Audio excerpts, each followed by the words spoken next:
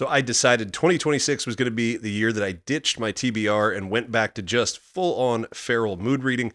And if January is any indication, it is going to be a fantastic year of reading. I had a wonderful month. I read a bunch of great stuff, a lot of different kinds of reads, and I wanted to tell you guys all about them. So in no particular order, let's talk about the month of reading that was January 2026. And as always, a huge thank you to all of my bindery members, the Dragons Reborn, but especially the Dark Travelers. Thank you guys so much for supporting me. It really does mean a lot. So I made a video previously where I talked about how I was getting rid of my TBR or my to-be read list. Now, of course, that is not to say that I am not going to keep track of books that I want to read, but it's more that monthly strict, hey, here's what you're definitely going to read this month sort of list.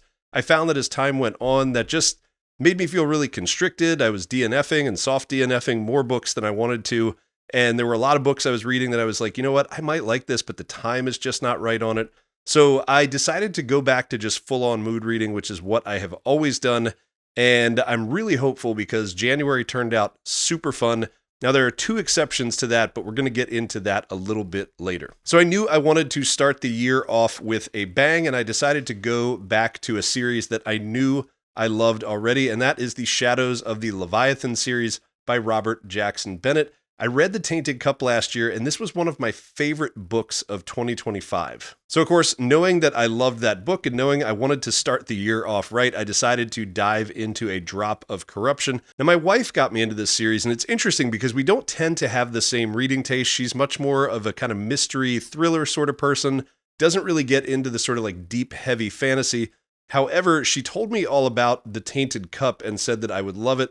And I read that, and again, I really did. It's such a fun mix of fantasy and sci-fi, great storytelling, great characters, a cool plot, a great mystery story, and sort of all this stuff rolled up into one. And I had the same hopes for A Drop of Corruption. Now, in A Drop of Corruption, Anna and Din, our two main characters, they're doing what Anna and Din do. They're investigating another mystery, but this time the world is expanding quite a bit, and we are going out to a different area in this world that is not part of the Empire, but that is working with the Empire. Again, in this one, everything just feels like it expanded in scope. We got a bigger mystery, much more intrigue.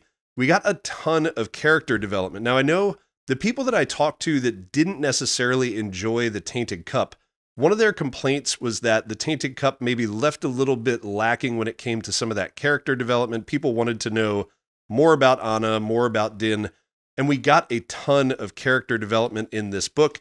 And it's interesting because we learned a lot, but then we also have a lot that is still left untold and things that are still mysterious as we head in and look towards book 3, which is supposed to come out the fall of 2026. Like I said, a great mystery story. I thought we got some more great world building. We had really good character work. We got to learn a lot more about Anna and Din. We got a new character introduced that I'm really hoping shows up in future books. And it's interesting. I've heard he has said that it may not just be a trilogy. There may be more books in this series. This is one of those ones, it's kind of those mystery stories. You could treat this like traditional mystery books, and he could just run with it. But I love Bennett's writing. He does a great job telling a story with characters that are interesting and have heart. We learned a little bit more about the Leviathans, but there's still a lot of mystery about them. We learned a lot more about how the Empire works, but there's still some mystery as to the Emperor and what is actually going on with the people who once settled all this land and made this empire. So a great read, a ton of fun. This was a 5-star for me, easy, just like The Tainted Cup. I really enjoyed it, liked it pretty much just about the same as The Tainted Cup, and really started the year off well. Now, I also got some really cool author mail late in the year, and I wanted to make sure that I get to that. Whenever somebody takes the time to send me a book, whether it's an ARC or whether it's somebody who reaches out and says, hey, I've got this book that's published, would you be interested in reading it? Whenever they take the time to do that, I always want to sort of treat that as a little bit more of a priority, kind of out of respect to the author. And so first and foremost, I got Guard in the Garden by Z.S. Diamanti. Now, this is from the Fables of Finlestia series, and this is Z.S. Diamanti's cozy fantasy series. If you're not familiar with cozy fantasy is a little bit lower stakes. It's all sort of traditional fantasy characters. We get usually a traditional fantasy world, but we don't have some major dark plot. There's not a lot of like murder and intrigue and that kind of stuff. The themes are a little bit simpler, a little bit gentler, and it's interesting because I read a lot of very dark books. I read a lot of fantasy that has dark themes. I read a lot of horror as well, sci-fi, which can get pretty heavy. And I really discovered last year, much to my surprise, that I just kind of love these cozy fantasy interludes because they're perfect at a time when you've read a bunch of darker books and you're starting to feel like that weight is kind of dragging you down. These cozy fantasy books are fantastic, and this one in particular was super fun and really something that I related to. Now, I've talked a little bit before about kind of issues with PTSD in my previous work in the emergency room as a physician, and I was really interested in this book because it tells the story of this dwarven warrior who gets injured in a major battle, and he's clearly afterwards suffering from PTSD, and he's also dealing with the sort of future, the unknown of like, what am I going to do? Who am I going to become? What's going to happen to me? And how am I going to contribute to the world? And what's my purpose when I've trained my whole life to do this one thing and now I can't do it? And so I related to that quite a bit. He does a wonderful job of talking about some of the issues that you see with PTSD, talking about some of the problems, and talking about that feeling of kind of like worthlessness and loss of purpose, but does so in such a great way that doesn't get overwhelming, doesn't drag the book down, and tells us this story really of kind of like hope and healing. Again, it's a great cozy fantasy, and this is one of those great things that if you like cozy fantasy, you definitely want to check it out. And if you are looking for something maybe a little bit lighter, I would check this book out as well. If you're looking something kind of in between your darker books, this is definitely one to check out. So in terms of other authors reaching out, I was also contacted by Michael R. Miller's team about these Songs of Chaos books. Now, you have probably heard of these. These have been all over Instagram, all over TikTok. I know I've seen them all over social media. People have been loving these books and have talked about them for a long time. There are currently 4 out in this series. And Michael Miller has other series and other books that he's written. And this was something that was already on my list. And so when they reached out and asked me if it was something I was interested in, I was super excited because I had wanted to check this out anyway. Now, the Songs of Chaos tells us the story of this world where there are dragon riders and there's this very strict class. So there's this system of classes where basically if you're born into nobility, you can become a dragon rider, but otherwise you don't move outside of your station. So we get the story of Holt, who is a cook and dreams of being a dragon rider and eventually discovers that the dragons themselves select for the strongest and they get rid of the weak. He finds this dragon egg that has been deemed to be weak and he decides to save it. The dragon is born blind. He names it Ash, and then he and Ash become this bonded pair of dragon and dragon rider, and we get a whole adventure out of it. And there were a couple things that I thought were really interesting about this book. Number one, I didn't realize that this was a progression fantasy. And if you're not familiar with the term, progression fantasy, sort of like the lit RPG thing, but not really a lit RPG, but basically the idea where there's sort of milestones that your characters have to hit to progress to their next levels, to kind of power up in their magical world. It's got a bit of a video game vibe to it in that sense. It's also a very strict hard magic system, and it's interesting because traditionally, I'm not a big hard magic fan, and I'm also not a huge progression fantasy fan. Granted, I haven't read a ton, but I've never enjoyed the sort of lit RPG kind of stuff. I was really surprised to find how much I enjoyed these books. They were really, really well done. So I read Ascendant. I plowed through that in like a weekend. It's a great read, super fun. It's one of those things that I'm pretty sure they advertise it as a young adult kind of thing, but it's got more than enough in there for adults to enjoy. And I think if you've got kids who are really into video games and you're trying to get them to read more, this might be a super fun book because it gives them some of that like progression and sort of stuff from video games that they would like.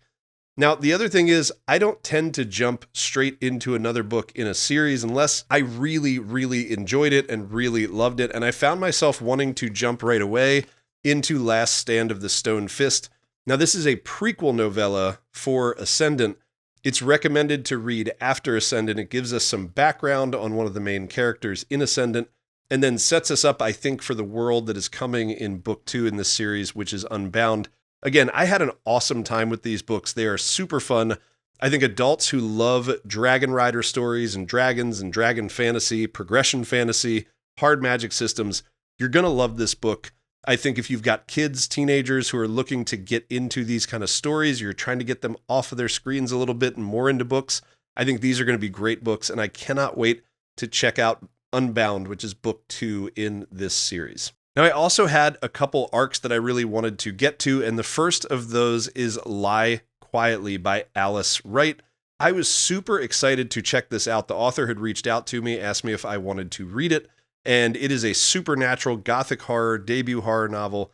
Now, when it comes to horror, my favorite type of horror is supernatural, haunted house, ghost stories, gothic style horror. Think Shirley Jackson, think The Woman in Black, those kind of stories, haunted houses. I love those. And so I was so excited to read this, and this is such a great debut novel from Alice Wright. Now, this tells the story of a village and a house. The village is called Robbers Bridge, and it gives us a dual timeline story. So we get the story in 1959 of this girl named Annie. And Annie and her friends, a lot of stuff happens, and we learn about why when we get to the 2009 portion of the story. This house has been abandoned for a number of years, and we have a young couple who's expecting their first child and coming to move in here. The townspeople are very standoffish and leery of them. They want nothing to do with them or the house. And let's just say weird things start happening. A lot of stuff is going bump in the night. And Alice Wright does such an impressive job of weaving these two stories together. The 1959 timeline with Annie reads so much like Shirley Jackson. It reminded me of We Have Always Lived in the Castle, The Haunting of Hill House, all these great supernatural gothic horror stories. There's a little bit of spice in that section. There's a little bit of a romance.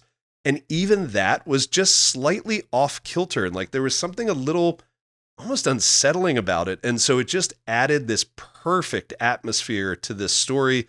And then as we bounce back and forth between the two timelines, the two kind of come together in this great crescendo. A fantastic ending. One of my problems with supernatural haunted house ghost story horror is that the endings are often just terrible. A lot of times they don't lean into the whole supernatural ghost story aspect, and they try to explain it off as something that is just a normal, like, oh, it's a person doing all this. I will say, without spoilers, I loved the ending of this book. It ended so well. It leaves us with some mystery, but also answers a lot of questions, and just a really, really impressive debut novel. If gothic horror is your thing, if you like Shirley Jackson, you like haunted house stories, you have got to check Lie Quietly by Alice Wright out for sure. Now, the other arc that I got into was the Book of Fallen Leaves by A.S. Tamaki, and a big thanks to Orbit Books and to NetGalley, and of course the author, for allowing me to read this one. Now, this is one that I was super excited to get into. They advertise it as Game of Thrones meets Shogun. Obviously, love Game of Thrones. I loved Shogun, and I was so excited to read this book. And this was another one of those ones that, especially for a debut novel, was just so impressive. So the Book of Fallen Leaves tells us this story about a feudal Japan-inspired world where years back, the three main clans in this world got together to overthrow an emperor who cursed them. They then fought amongst themselves, and now, a bunch of years later, one of them has been almost wiped out, and the other two are in this kind of tenuous balance of power. We've got a retired emperor, we've got basically a puppet emperor on the throne, and then the other family running things behind the scenes, and then our third family, who was almost annihilated originally, trying to come back to power. And the first half of the book, what I will say, and some of the things that I've heard as criticisms, were that first half was a little bit tough for some people, especially since I think the names being Japanese names and some of them sounding somewhat similar. I think people may have some trouble with that, but my advice with that is always the same as it is with any epic fantasy. Don't get bogged down in trying to learn every single name and every single detail. Read through part 1. It's broken up into 4 parts. By the end of part 1, a little bit into part 2, you'll know where you are. The same names are going to keep popping up, and you'll realize, okay, these are the really important people. These are the ones that I don't have to quite worry about as much. And so just stick with it through that. As we get into part 2 and the world is coming together, we start to see the evolution of all of our people, where the politics is going, all the sort of backroom dealings and everything that is reminiscent of Game of Thrones. And then parts 3 and 4, I read the last 40% or so of this book completely through in one sitting. I could not put it down. Now, for a debut writer, Alex Tamaki's writing is beautiful. It is descriptive. He builds a world meticulously and intentionally, but he's also got very poetic writing. His battle, the battle at the end was cinematic. I mean, you could just see it as a movie almost in your head. And even within that, we had just some amazing prose and some really beautiful writing. Now, this whole story is complicated by the fantasy element, which involves gods and demons and these ghosts and evil demons that work with humans and through humans and sometimes do things all on their own. And they're all interfering with the wars of man. And it just creates this really kind of mystical, mysterious magic throughout the world that weaves itself more and more into the story as we reach the climax. Great ending. One of the things that I loved about it is it was in and of itself a very satisfying ending. So if there was never another book, I think you'd be pretty satisfied with the ending. It is planned as a series, and it leaves you with enough mystery and enough sort of things on the table that I think the next couple books are going to be so fantastic. So if you like Game of Thrones, if you like Shogun, I often don't like those sorts of descriptions just because it sets up expectations, but we've got warring clans in a feudal Japan kind of world, a la Shogun. We've got all the politicking and the sort of violence that comes with Game of Thrones. It's so much more than that. It was so excellent. And like I said, that last 40%, man, what a ride. You have got to check this book out. This is going to be one that I think is going to be in the running for like my top 5 of the year, unless I read some more just absolutely amazing stuff. It was so fun and so good. You've got to check it out. Now, I mentioned I listened to 2 audiobooks as well, and the first of those was How to Sell a Haunted House by Grady Hendrix. Now, this was my first experience reading Grady Hendrix. I'd never read anything by him before, and this one was interesting for me. I think this suffered from what a lot of modern horror suffers from, which is a lot of just kind of bloat and way too much setup. I think that horror books are expanding a little bit too much. We're getting these like 450-page horror book kind of deals, and there's just too much backstory. And we spent the first half, I think, of this book focusing just way too much on this brother and sister. Their parents had just died, and now they're trying to settle the estate and settle their affairs. There was so much drama from that, and there was just so much stuff that I didn't think needed to happen. Now, the second half of the book was really good, and I think the ending was great. I did love the ending. I also really liked Grady Hendrix's writing, generally speaking. So even though the book didn't totally land for me, it was one of those ones, I think it wound up around a 3-star, like one of those, like, yeah, it was good. It was entertaining, but it wasn't great. And I probably won't remember it sort of super in-depth long term. It definitely showed me that Grady Hendrix has got some chops, and it definitely showed me that he is somebody that I want to check more out from. And I have heard, kind of looking into his other works, that there's other stuff that people think is better than that book. So I'm definitely going to continue reading more Grady Hendrix.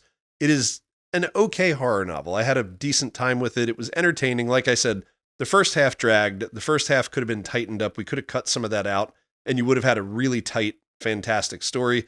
Now, my only other complaint with that book is that I've had a few of these recently that I've looked at where it's books where the title to me is kind of misleading. And this may be sort of a mild spoiler. So if you don't want any spoilers for this book whatsoever, then skip ahead to the next book. But the house is not haunted. This is not a haunted house story. This is a possessed puppet. This is maybe a ghost story kind of deal. But How to Sell a Haunted House, I was kind of picturing this like sort of fun, tongue-in-cheek kind of sort of thing about a haunted house, like maybe a little scary, maybe a little humor, just because that title is almost kind of whimsical. And it just wound up being a little bit more serious than that, and it wasn't really a haunted house. And for only a few scenes do you ever think maybe the house itself is haunted. It's more these puppets that are in the house. And so just for me, when those titles and what happens don't match up, that always kind of bothers me a little bit. And I think it could have been titled something differently. And maybe that set me on poorly for the first part of it. And then I just got used to it by the second half and wound up enjoying it. But it is what it is. So definitely an interesting book. Definitely one, if you like Grady Hendrix, you should check it out. I will definitely be reading more Grady Hendrix, but also not one that I loved. Now, the other audiobook that I listened to was The Hobbit. Now, of course, I've reread and re-listened to this book 100 times. I'm not going to go into any sort of major detail about this, but what I will say is that this wound up being something that was kind of a spontaneous buddy read, and I have a Discord server where I host my book club, which we'll talk about here in a minute. If you're interested in joining, the link is down in the description below. And one of the things that we do is we sort of have a place where people can ask for if anybody is interested in a buddy read and they can join up. Somebody asked about doing The Hobbit, and I was like, yeah, sure. Like, I'm interested for a re-listen. Love The Hobbit. Such a great story. So fun. I always love reading it with people who've not experienced it before and seeing that first experience with this book. So good. And I've got a whole other video where I talk about The Hobbit and its place in Tolkien's Legendarium and everything to do with Tolkien and the Lord of the Rings. So if you're interested, you can check that out. And I talk a little bit more about The Hobbit in depth there. Now, I mentioned my book club, and that brings me to the book club book of the month, which is one of the 2 books that is going to be scripted for me for each month. And we decided for our book club this month to do The Lies of Locke Lamora. This was a very interesting book and was not at all what I was expecting. So everyone who has ever pitched Lies of Locke Lamora to me has sold it to me as a fun heist story. And I often hear think, kind of like Ocean's 11 in Venice in a fantasy world. And it's like, okay, that sounds really cool. That sounds really fun and kind of upbeat. This is it's a dark, gritty, kind of violent book. And I was not expecting that going into it. But I had a ton of fun reading this one. Obviously, Scott Lynch does some fantastic character work. Locke and the backstory of Locke was super interesting, sort of how he came to be the con man that he is. And we get this crew of characters. You do get some witty banter, but Camorra, the city that this takes place in, which I think is inspired by Venice, really gritty, really dark, really violent. And the fact that this crew has come from there and that they're less violent than the rest of the city is something that is very interesting. Now, in the book club itself, one of the things that we debated about Lies of Locke Lamora is that it had this sort of alternating timeline. And in the prologue, within the prologue, it sort of alternates timeline there. And then the structure of the book is you get a chapter in modern day and then what they call an interlude, which is past, kind of giving us background on Locke and his upbringing. This didn't work for some people. There were some people who felt like it would do better if it was a linear kind of tale. For me, it worked just fine. I thought it was a great way to kind of bounce back and forth. And it did lead for some really good kind of wow moment sort of payoffs when we saw things from the past kind of coming in future chapters. So I really enjoyed that. I think also one of the things that I will tell people about this book in the future is that if you're somebody who's thinking about getting into grimdark, but you're not sure if grimdark is going to be your thing, this would probably be a great book to try out because, like I said, it's very gritty. It's darker than I expected. It's much more violent than I expected. And I think that it'll be a good way to kind of test the waters for some folks to see if that violent, dark, kind of depressing, grimdark world is their thing. But Lies of Locke Lamora still has a lot of hope and it has a lot of positivity. And so you do get some really good stuff out of it. It's not fully deep, dank, depressing kind of grimdark sort of stuff.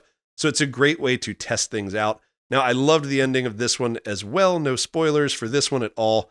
I like the way, and I wish more fantasy authors would do this. It sets us up for future stories, but it's also a complete story all on its own. So I will definitely read future books in the series, but I'm also not necessarily chomping at the bit, and I don't feel pressured to have to go into the next one. And if I never read another one, I feel like I got a really great complete story. And I wish more authors would do that versus doing these big cliffhangers and then 2 years before you get your next book and all that kind of stuff. I think that would be really nice if more people did that. Now, the other book that is going to be scripted for me each month is my paid members, the Dark Travelers on Bindery. Every month, one of their perks is that they get to pick a book for me each month that it can be anything that they want. So if they want me to read something because they think I'll really love it, they can pick it. If they want to see me read a romance novel, if they want to see me read something because they just want to have me be the sort of canary in the coal mine and test something out for them, if it's something they want to buddy read, we can definitely do whatever they want. So my paid members do get to pick me a book each month to read. If you're interested in being a paid member at all, you can go down to the description below and check out Bindery, which is a completely book-centric social media platform.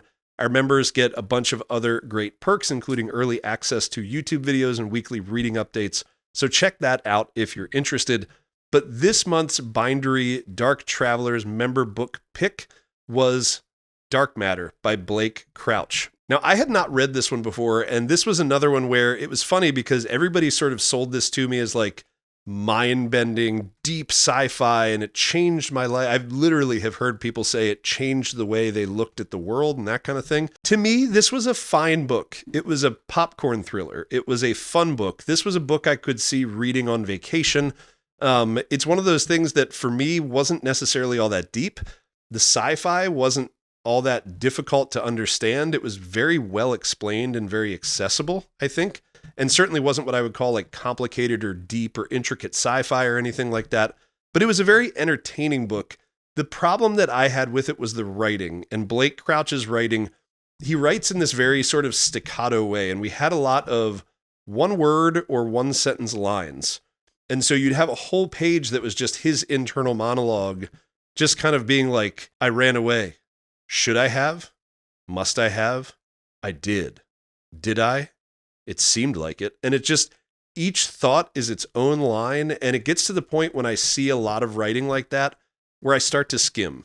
Because I'm just like, none of this feels like it's important enough. And when people use that writing tactic, now V.E. Schwab, for instance, uses that writing tactic very well in her writing, but she uses it sparingly. When it becomes a bulk majority of what you're writing, to me, it becomes sort of throwaway. And I wind up skimming a lot of that stuff. It makes the book move very quickly, but I'd rather get a little bit more depth. And I feel like because of that, the characters in this book were incredibly underdeveloped. I wanted to know more about our characters. And ultimately, it's a story that asks an interesting question. If you could live a different life, if you could live your life over, if you could make different choices, would you? So is it a very fun read? Absolutely. I think some people are going to take a lot of lessons out of this if they haven't thought about these kind of things already. If you're someone who has considered that sort of stuff in your own life, it's not going to be life-changing for you, but it's definitely a fun book. If you want a sci-fi thriller, if you want a fun popcorn thriller, a great vacation book, I think this would be a great read for you. All right, and last but not least, I read Book 9, Winter's Heart in the Wheel of Time, and I am getting so close to the end of the Wheel of Time journey, and this is obviously smack dab in the middle of what people call the slog. Now, I will talk about that more in a different video here down the road. I don't believe the slog is real. I think I agree with the people who read it originally that the slog was when the books were first being released and it was taking a long time for them to come out, and they were slower paced books. Now, I would argue books 7 through 10 here, if you look at them as the middle of a chess match, it'll make a lot more sense and you won't be as upset about the pace, because when we have a chess match, we have our opening salvo, our opening flurry, right? Everybody's setting their pieces up. And then we get the middle of a match where it's a little bit slower going and we're thinking 2 or 3 steps ahead and we're trying to set up the final flurry to get checkmate.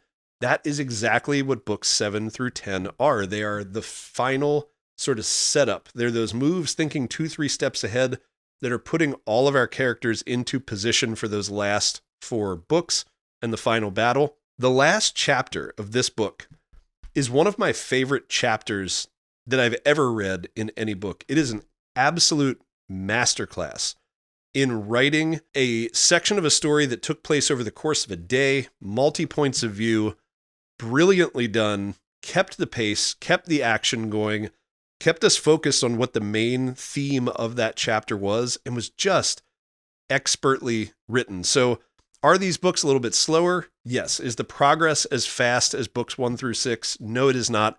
But again, I think it's good that we get this breakup. It's not just like, intro and setup and then final battle with one of the Forsaken. That was getting kind of tired. I like the way these books are set up. And like I said, 9, the last chapter of this was just perfection. No notes, incredible, and I loved that. I'm heading into book 10 here this month. That is, I think, pretty much the consensus least favorite that most people have, but I'm so excited to get into the back end of this and see where this story winds up. So that was the month that was January. Had a great time reading all of these books.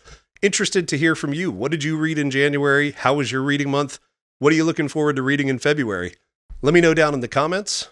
As always, if you are interested in getting any of the books that I talked about today, I've got an affiliate link for bookshop.org that you can go check out. And I've also got Bindery, which I discussed previously. You can buy books through there, so make sure to go and check it out. Thanks for watching. Thanks for being here. And as always, we'll see you on the next one.